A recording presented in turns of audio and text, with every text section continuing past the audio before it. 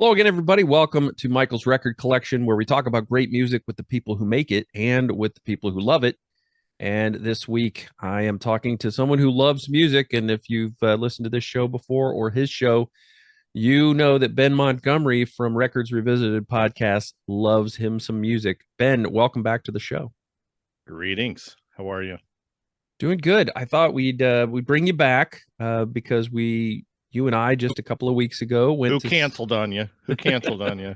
No one canceled. Okay. I did have a postponement, but nobody canceled. I was want to talk about the Cheap Trick show that we went to a couple of Yeah. weeks ago over in Clearwater, Florida, and you and I went with a friend of yours as well, and that was a good time. But why don't you start by telling me how you came to get free tickets for the first ever show at this new venue in Clearwater? Obviously, I go to way too many concerts because I must be on their list of, hey, this guy has gone to a lot of our shows. And so I'm talking about Ruth Eckerd Hall. So I'm one of their subscribers, and I've donated in the past to Ruth Eckerd. Well, they are connected with the sound at Coachman Park, is what this new venue is called. And Cheap Trick was going to be the inaugural performer, and they were giving out free tickets. And they said, you can pick between 1 and 4 tickets. And I'm like, I'll pick 4 tickets. Thank you. Yeah. And I mean, granted, it was in the middle of the week. And all of my buds are over here in Orlando area, so I did round up you and my Wilco buddy Don. Yeah, so I still had 1 ticket. I even threw it out there on Twitter and said, hey, anybody wants to come hang out with us? And obviously nobody wanted to hang out with us. I kind of took that personally. Yeah. I didn't know that, but now I'm taking it personally. I don't think I knew you had a fourth ticket. I probably could have found someone. Well, so it was actually supposed to go to one of my other concert buddies, and then he kind of bowed out like a week before, because he and I were going to the Cure the following night, also in Tampa. And so he's like, yeah, I don't know if I want to drive over twice.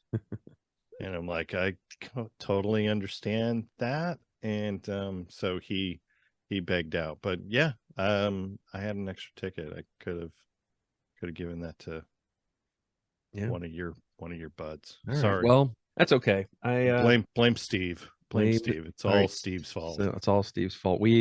Having made that drive with you on June 28th, I can understand why you wouldn't want to do that 2 nights in a row. That was crazy. So you guys had your own traffic problems. I had a little bit of a traffic problem getting on 429.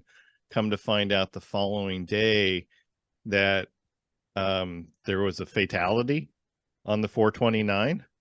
So that was it, and it was on the other side of the highway, but because all the looky-loos were looking to see, can I see blood on the highway?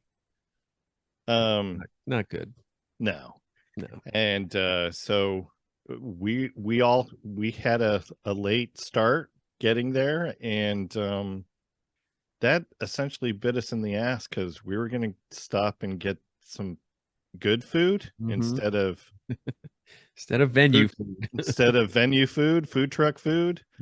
So I mean, do we want to just get into the venue, because that's one of my complaints. Yeah, let's start with the venue. This was the first ever show at the Sound at Coachman Park. So that's kind of cool. We got to be the guinea pigs for this.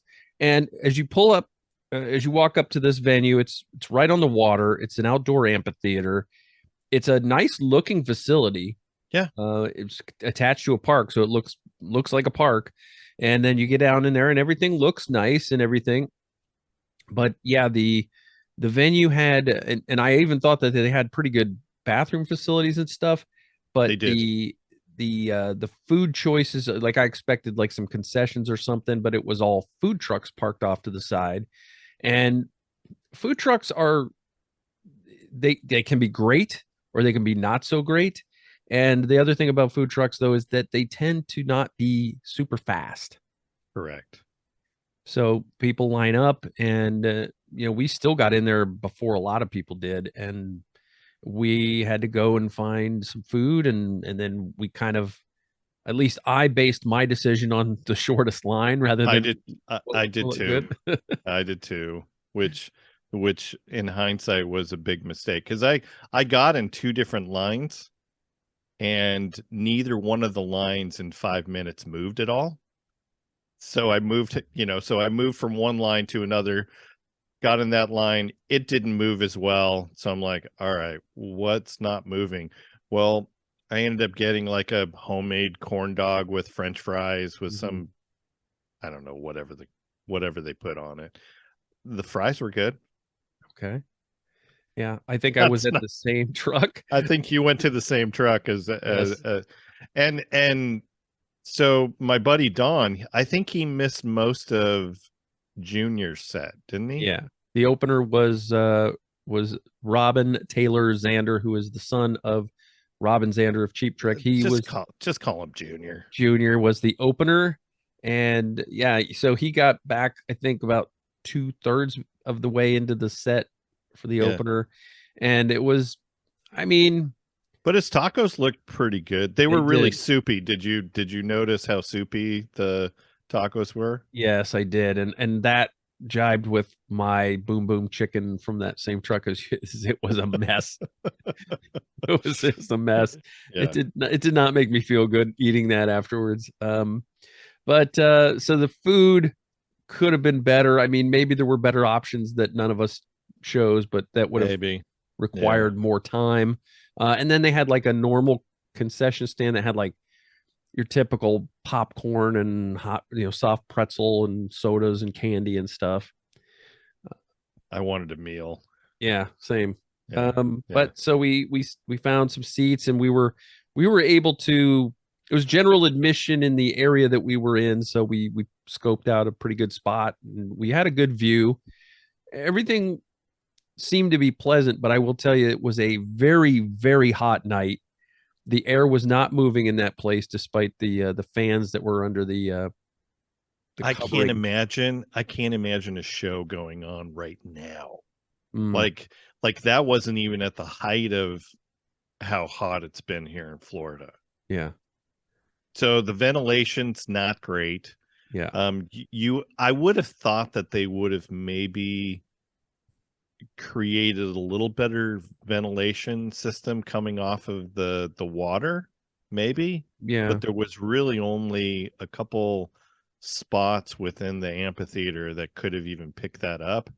And then the fans were really way high up. hmm So there was no circulation going on in there. No, it was very hot in there. I was And sweating balls. yeah, same.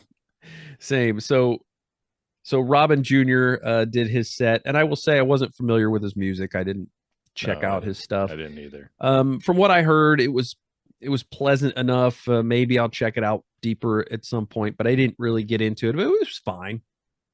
Yeah, that's how I felt. It was fine. Yeah. I will say that that's when I noticed that, and it was the first night, so I'm going to give him the benefit of the doubt. But that's when I first noticed that when he spoke between songs, that's when you could tell it sounded a little fuzzy. It wasn't Yeah. crisp and a nice crisp audio experience. Right. And I expected, so we were just a little off to the left of center.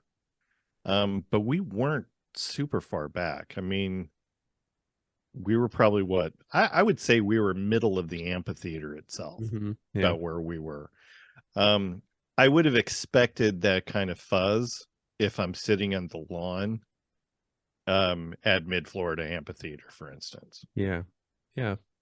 That's a good analogy. But it carried on into Cheap Trick too when they talked in between songs. Now the music was fine and the singing was fine, but it wasn't like it was that when they're just talking, you need to be able to understand what they're saying. Right. And I think that was a little bit off, and maybe they've fixed that since then. But they got Which to is get. kind of a shame because, we know that Rick Nielsen has a lot of opinions and likes to, pontificate about certain things. And I didn't understand half of what he was saying. Yeah, most of what he was saying, from what I could gather, was that this song wasn't a hit, but it should have been. Right. There was a lot of that. Yeah. And I think he mentioned a couple times that, hey, it's hotter than balls out here. Yeah, I think he and said that. and he had the most clothes on of anybody. Yes, for sure. A jacket and a hat and everything. So, Yeah. so let's get into the show. This was you and I both looked at Setlist FM. They had been rotating songs in and out of their set list, Yep.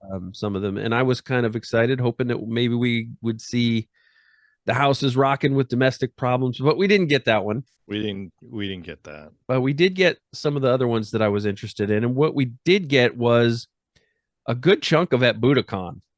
We got what, 7 songs off of Budokan? Yeah, something like that. Yeah. They started off with the old "Hello There," which they always do. Yep. Yep. Went into "Just Got Back," and then "Big Eyes," which is another At Budokan song, and one of my favorites. So I'm glad we got that one.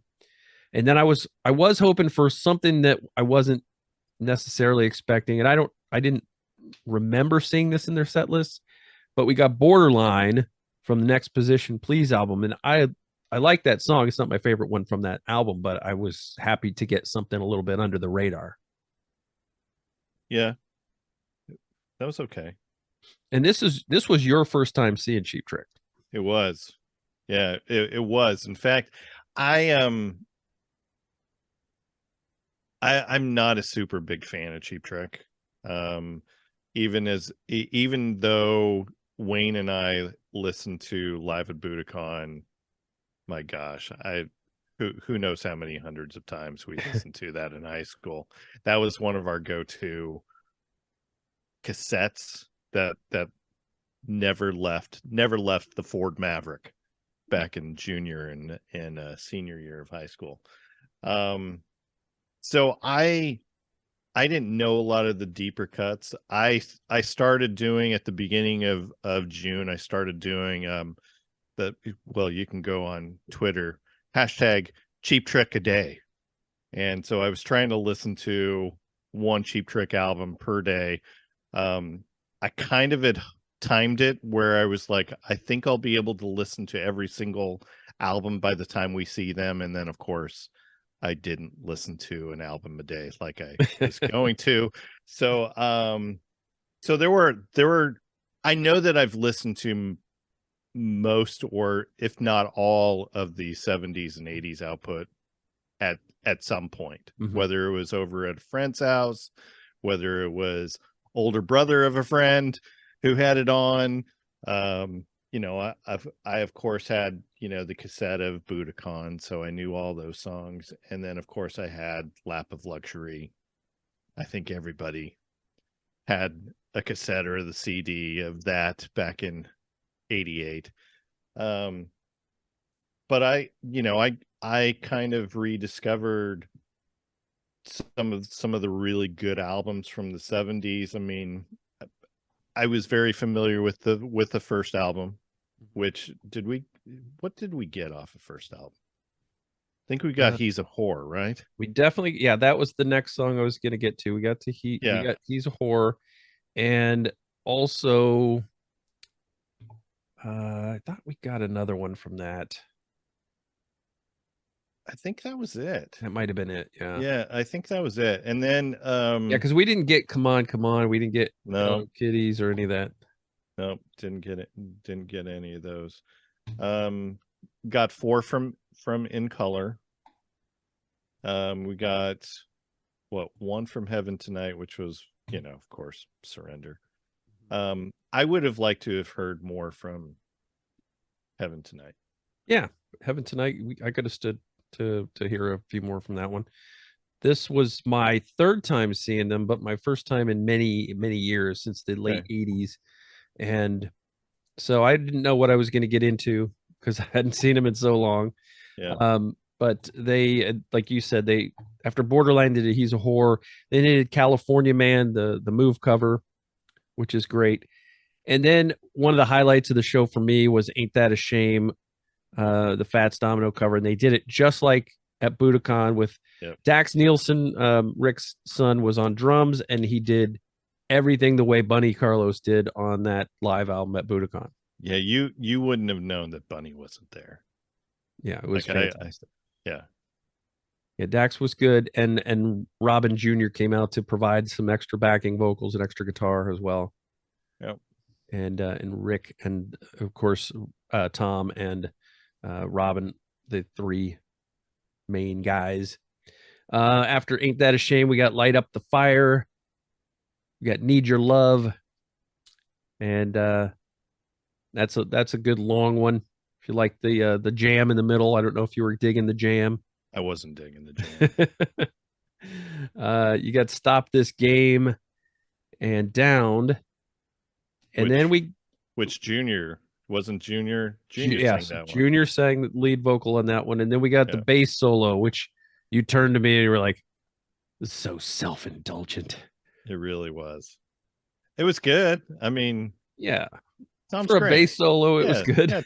Yeah, Tom's great, but it was self-indulgent. But I will say that they earned it. Tom did lead vocals on one song, and Tom's voice has seen some better days.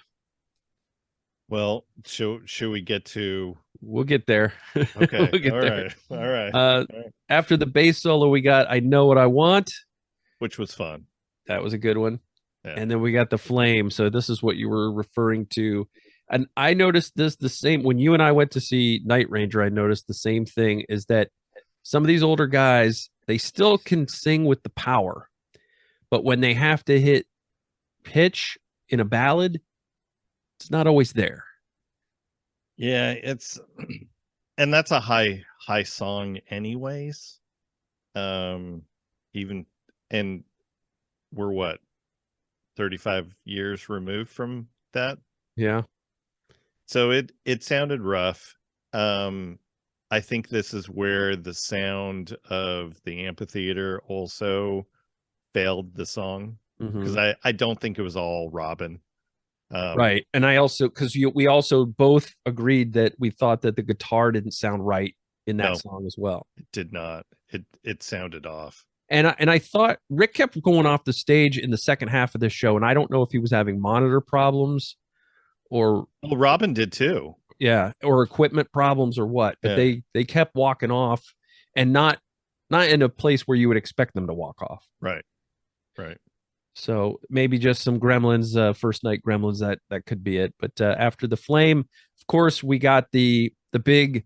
It's like if this was a fireworks display, we got the big grand finale at the end. For sure. Yeah, we got I Want You to Want Me, the classic. We got Dream Police. We got Surrender, and then we got Good Night. And that was about a crisp 85-minute set for those guys.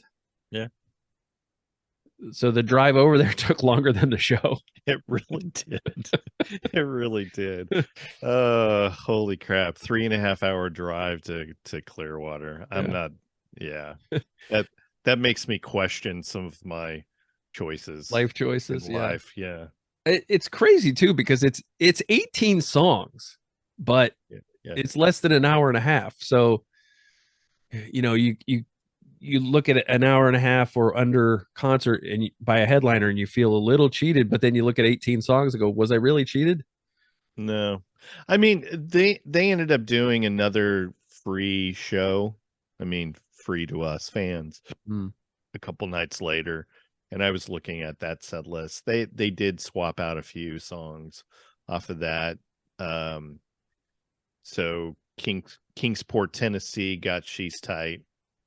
That would have been nice. They got That 70s song. Okay. All right. They got the Ballad of TV Violence, which I would have liked to have seen. And I think that's really, so they got 18 songs as well. Trying to think trying to see. And they probably got about the same amount of time as well. Yeah, probably. Yeah, But probably. Cheap Trick's songs, most of them are very short. Obviously there are exceptions. Need Your Love is an exception, and Gonna Raise Hell is an exception. Those are longer. And Um, Big Eyes Live yeah, is yeah. they milk that a I little don't know bit. how long they stretched out Ain't That a Shame, but that whole long instrumental part at the beginning it seems to go You by didn't time fast. it. You didn't time I it. didn't time it, but man, it was so good. It was, to me, like when they played that, I said it was worth the drive over just for that. Yeah. Yeah. They still have a lot of energy. They're not kids anymore, obviously, but still got pretty good energy, and they still sounded good for the most part. There was, we don't know how much the flame was, how much of that had to do with the venue, how Yeah. much of it had to do with Robin's voice. But I think overall, especially for the price of absolutely free, it was a Yeah. fantastic show. Yeah. I so I was thinking about this on the drive home, because you said, hey, they still have a lot of energy. How much of that is the dads trying to keep up with their kids who are in the band, who are Probably a lot of significantly, it, yeah, because because those two are they're significantly legit. younger. Yeah. Yeah, And they're legit. yeah. Yeah. Yeah. Yeah, I was very impressed with Dax Nielsen. I hadn't ever seen him before. I'd caught a couple of YouTube clips, and I didn't really know what to expect from Robin Jr. But I thought that he did a good job, and I said this too: is like you don't need to have backing tracks if you have a son who Right. has a similar voice to you. You just Yep. bring him out to the front of the stage, and you let him sing, and he fills out the sound. Right. And there were a few songs that I felt like maybe I was hearing Junior a little bit more than Dad. Yeah, yeah, he was definitely It's fine. giving him a boost. Hey, it worked. Yeah, it's fine. Yeah, go for it. So, what a scale of 1 to 10? Give me your first Cheap Trick experience. Well, I mean, am I judging the entire experience, or am I Just judging Cheap judge the Trick? show itself, not the venue and the lead up to the show. So the show itself, I'd probably give it a solid 7.8. Okay, that's good. The venue, it's a solid 5.6. It's got potential, especially in the It cooler does. months. It does. It Or does. But on a breezy night when there might be more coming in off the Gulf than what we got that night. yeah, and my other criticism, we didn't even talk about the chairs. So Oh, the chairs. the chairs were bad. They were very bad. Like I sometimes will host, our family will host Thanksgiving dinner, Mm-hmm. and we have the folding chairs for the kiddies table, the extra table. I will say that the folding chairs that I have that I use maybe twice a year were better than those chairs that they made us sit on. Yeah. I was I was literally looking for any excuse to get up. So if there's a song that I liked, I would stand up and cheer. I was too. And it's funny because it's sloped and the chair's on the slope. Right, So it's even hard to sit down on them. You're wanting to slide off of them. right. Right. I'm sure there were people behind us who were like, "Why are these two fat dudes getting up for He's a Whore?" Like nobody's getting up for He's a Whore, but we were. Like, We were. woo! I get to stand up. That's right. That's right. We didn't. I didn't stay up for very many of the songs, Mhm. but I did get up because I had to stretch, Yeah, and I felt like I was sliding yes. because it was a little bit of a slope. Yeah. That's part of the design of the amphitheater. But I felt like I was sliding out of my chair half the time. I did too. It was not a comfortable seat and it was slippery. And yeah, you're right. And I had to get up every few songs just so that my back didn't seize up on me. And then of course down the stretch when they played that, basically everything from the flame on, we didn't even sit down from that point on. No, we didn't. Yeah. And that was good. It was the AC in your car was very welcomed. yes. By the time we were by the time we were done with the And show. the cold beverages from Wawa were great, or Yeah. wherever we stopped. Shout out to Wawa. It was Wawa. Yeah. That was great. Well, there you have it. That's our review of the show. That's our review of the venue.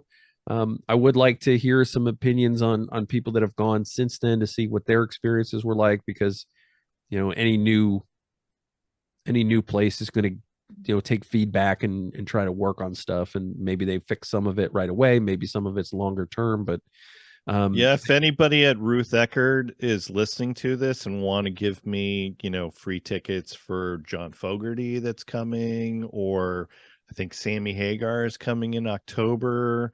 I'll go see that with you. Yeah, and if they want to give me, some free tickets so that I can, give them a follow-up to this, I'd be more than happy. Yeah. Send us a t-shirt, we'll wear it on the show. Actually, now that I'm thinking about the 3.5 hour drive, I don't know. We just got to take the day off. I think that was the problem. Yeah, we probably should have done at least a half day. That way we can leave at lunchtime and get over there still in plenty of time. There's a couple good record shops in Clearwater area. We could have wasted the afternoon. And there's I believe there's a pretty good like flea market type thing over in Lakeland. Okay. So there's some places we could go and check out. Yeah. But Ben Montgomery from Records Revisited. Remind folks where they can find you and your show. You can find us anywhere. Just Google it. Put it in Spotify, put it in Apple Podcasts, Google Podcasts, whatever. Wherever you get your fine podcasts. We're out there. You can get Records Revisited. And I will be on an upcoming episode with Ben, you will. As we talked to the great Roger Klein of Roger Klein and the Peacemakers, formerly the Refreshments, and we talked about the Refreshments, Fizzy, Fuzzy, Big and Buzzy. Yeah, we did. That was a lot of fun. Appreciate you having me on for that. So you can find Records Revisited. I think they are at Podcast Records on Twitter. Yeah, you're doing a better job. I'm so disillusioned with the social media on all fronts right now. Yeah. I feel like the engagement is just nobody wants to be engaged right now. Not a great place for anyone to be. It's really not. Anybody has a Blue Sky invitation, feel free to send it along. It can't be worse. I'm not interested.